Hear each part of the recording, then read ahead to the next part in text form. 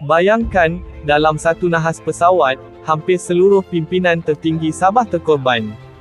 Dan selama berpuluh tahun, laporan punca tragedi itu dikunci di bawah Akta Rahsia Rasmi.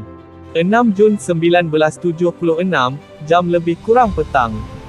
Sebuah pesawat kecil Sabah Air terhempas di Sembulan, berhampiran lapangan terbang Kota Kinabalu. Tragedi ini meragut nyawa Ketua Menteri Sabah dan beberapa menteri. Rakyat kemudian menamakan hari itu sebagai tragedi Double Six, sempena tarikh 6/6. Beberapa minggu sebelum nahas, politik Sabah bergolak. Parti Berjaya, dipimpin Tun Fuad Stephens, baru sahaja menang pilihan raya negeri, menumbangkan Kerajaan UMNO. Isu besar ketika itu, rundingan kuasa autonomi, sumber minyak Sabah, dan hubungan dengan Kerajaan Persekutuan di Kuala Lumpur.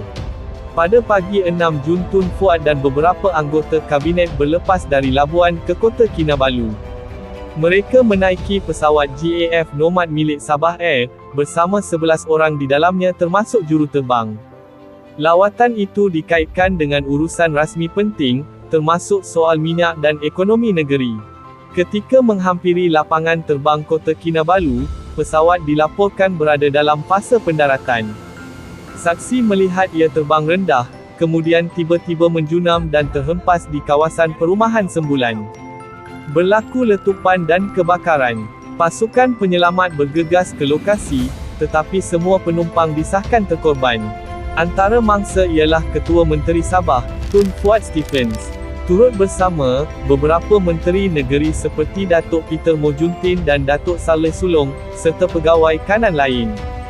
Dalam satu insiden, Sabah kehilangan bukan sahaja pemimpin politik, tetapi juga generasi perancang masa depan negeri. Seluruh Sabah berkabung. Dalam kekosongan kepimpinan itu, Datuk Harris Salleh kemudian dilantik sebagai Ketua Menteri Baharu.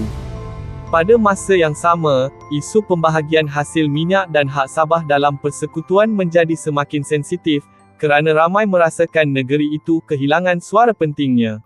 Kerajaan menjalankan siasatan rasmi dengan bantuan pakar luar.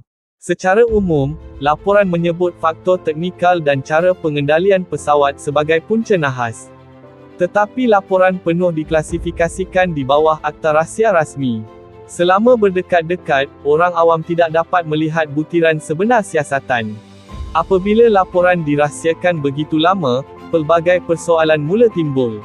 Banyak dakwaan tidak pernah disahkan dengan bukti kukuh. 9. Hampir 47 tahun kemudian, pada 2023, kerajaan akhirnya menyahrahsia dan mendedahkan laporan nahas kepada umum. Laporan itu menegaskan faktor seperti beban pesawat dan kawalan ketika pendaratan sebagai punca utama. Walaupun begitu, bagi sebahagian rakyat Sabah, rasa tidak puas hati dan curiga sukar dipadam selepas menunggu begitu lama. Hari ini, sebuah tugu peringatan berdiri di Sembulan, menandakan lokasi nahas. Tragedi Double Six bukan sekadar cerita nahas udara, tetapi simbol tentang betapa pentingnya ketelusan, keadilan, dan menghormati hak negeri dalam persekutuan.